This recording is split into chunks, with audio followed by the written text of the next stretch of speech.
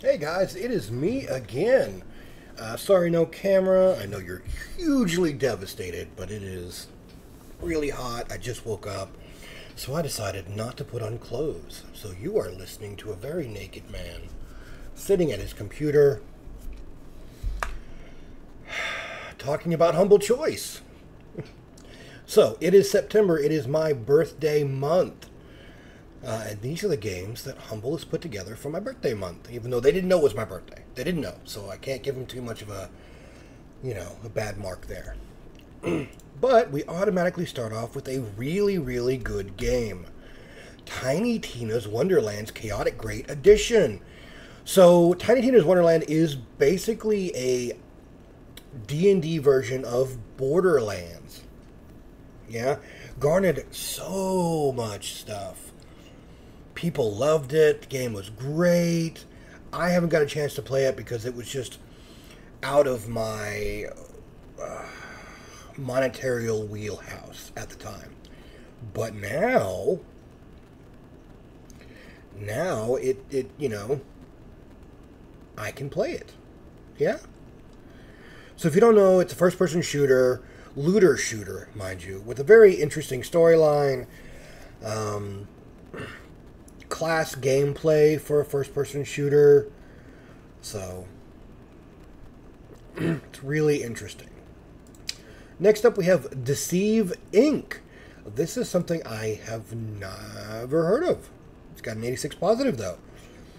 So, welcome to Deceive Inc., a private corporation with complete monopoly over the international espionage market.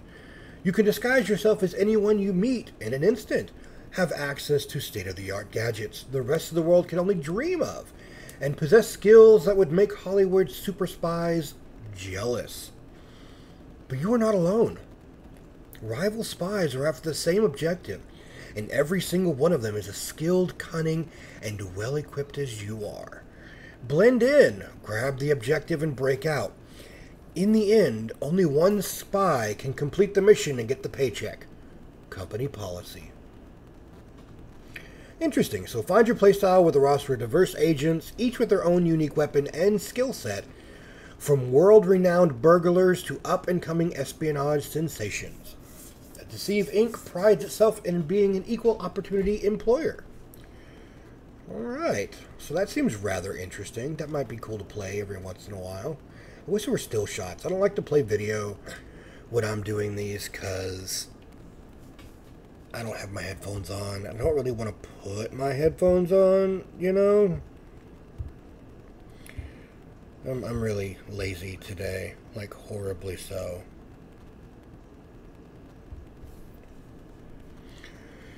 Next up we have The Forgotten City. Oh, Roman times. The Forgotten City is a mystery adventure game of exploration and deduction, and a reimagining of the critically acclaimed mod that won a National Writers Guild Award and racked up to over 3 million downloads. Combat is an option, but violence will only get you so far. Only by questioning an intertwined community of colorful characters, clearly exploiting the time loop, and making difficult moral choices can you hope to solve the epic mystery. Here, your decisions matter. The fate of the city is in your hands. So basically, it is a mod that became an actual game. Yeah? That sounds really good. And it's set in Roman times. Awesome. That seems really interesting. Next up, we have Ace and Adventures. This is supposed to be like a roguelike card game, but it's like poker?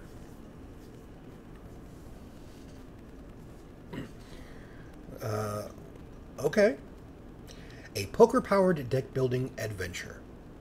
3 tables stand in a circle of stones in the misty heart of the old woods, forming a portal to a soaring world drawn from the pages of ancient Norse and Middle Eastern mythology. There, you will embark on a journey to save Cardrassil, the Life Tree, from the evil that gnaws at her roots. Each card of the enchanted deck she entrusts to you are leaves plucked from her very branches. Use them to evoke your abilities and unleash devastating, poker-powered attacks. Say that 5 times fast. Grow your own power, prune your own deck, but make haste. The seasons are changing. Warmth won't be free for long. I have seen this, but it's the poker-powered gameplay that kind of had me, I don't know, taking a step back. Because I'm so used to, I don't know, regular deck builder games with their own specific power levels and stuff like that. This might be interesting to play for like a one-off for me. I'm not a big poker fan, but it might be interesting just to check out. Next up, we have Patch Quest. Gosh, hold on, I need a drink. Alright, hopefully this helps. My mouth is completely dry from just waking up. So, Patch Quest. Deep within. Oh, you could actually have still frames now. Okay, so this is a top-down looter roguelike, it looks like. Yeah. Deep within a forgotten jungle labyrinth, a lasso is all that stands between you and vicious monsters. Taking inspiration from roguelikes, Metroidvanias, and monster taming games, Patch Quest is a deceptively difficult, genre-defying whirlwind that will lasso you in with its fast-paced gameplay and keep you coming back to expected monster collection. Do you have the skills to carve a path through this island's shuffling patchwork maze? It's deceptively difficult. Oh, it's like literally a lasso.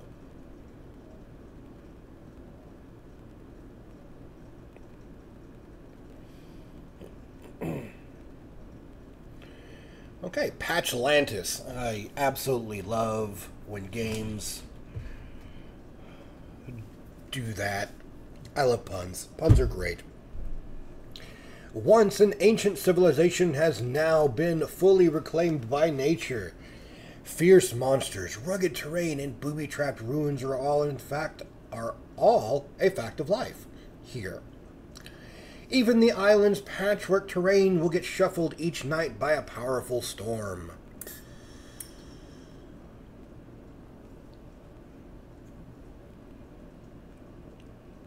When defeated on a run, you're sent right back to base camp, and while there's many shortcuts to unlock and countless power-ups to earn, there's still no escaping the facts. You'll have to get good. Bullet Hell Chaos. Collect and complete. Interesting. So this might be really fun to play. You know, specifically just on an off chance to see what's going on. Next up we have Four Tales. Oh, it's a Humble Presents. It looks like a deck building game.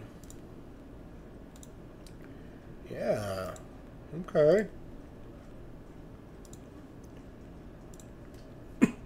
So, a terrible curse is ravaging the realm, and the only one who can stop it is a small-time thief named Volpane. The Weaver entrusted the instruments of creation to her children, the Nymphants. I was thinking Nymphos for some reason. That's super weird, but yeah, Nymphants.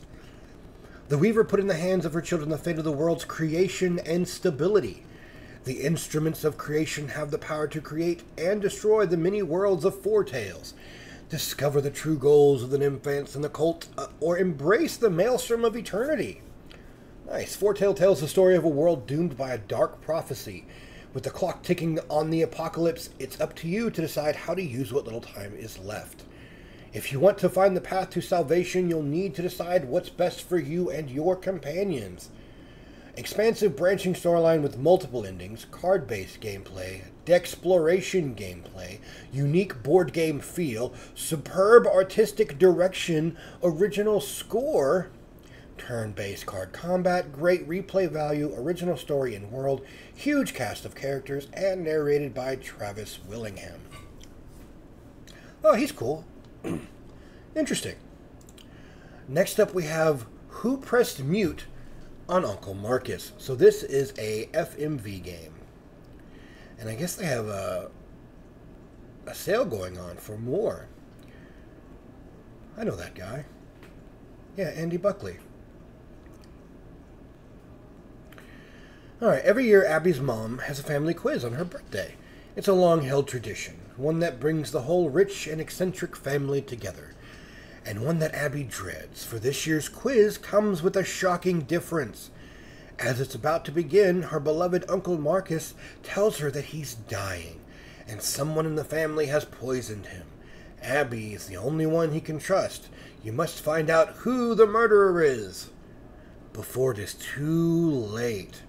Shot in lockdown and filmed simultaneously and in London and Los Angeles, starring Andy Buckley, The Office, as Uncle Marcus and Abigail Hardingham as Abby. Also starring Susanna Doyle from Black Mirror, Robbie Kay, Once Upon a Time, and Gabrielle Glasssteyer. Returning full-motion video actors Gabrielle Small from 5 Dates and Al Weaver from The Complex, from the studios behind The Complex, 5 Dates, and Nightbook and Blood Shore. Oh, I like her. Interesting. These games are rather cool. I really like these kinds of games.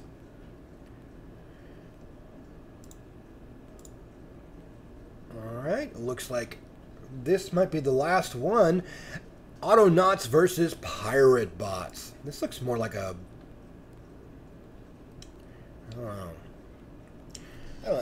like a Roblox game. It's voxel based, it looks like.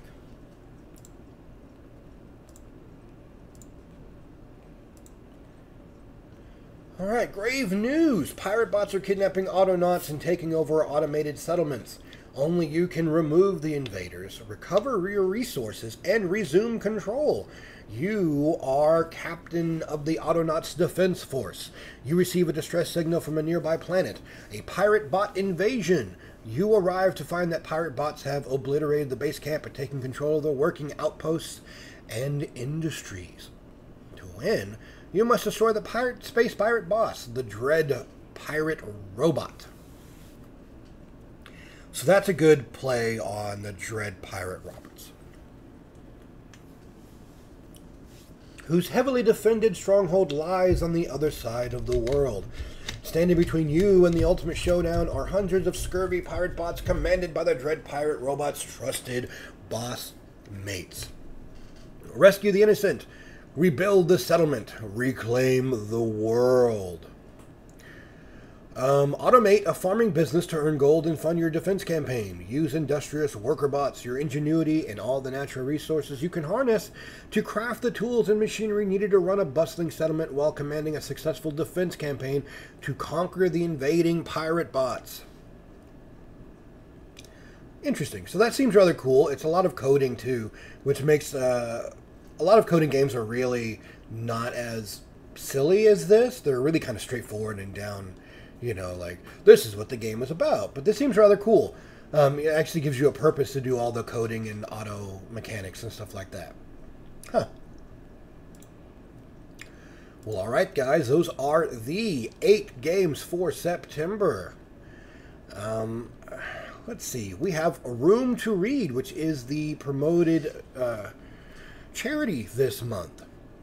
Promotes literacy and good reading habits in children living in historically low-income communities, and helps girls build skills to succeed in school and negotiate key life decisions. Not bad, not bad. Remember, PragerU is awful. Thank you for that. So until then, guys, let me know what games you'd like to play, what games look cool on this one. If there's any games you'd like to see me play, as always, leave a comment. But until the next video, be kind to each other.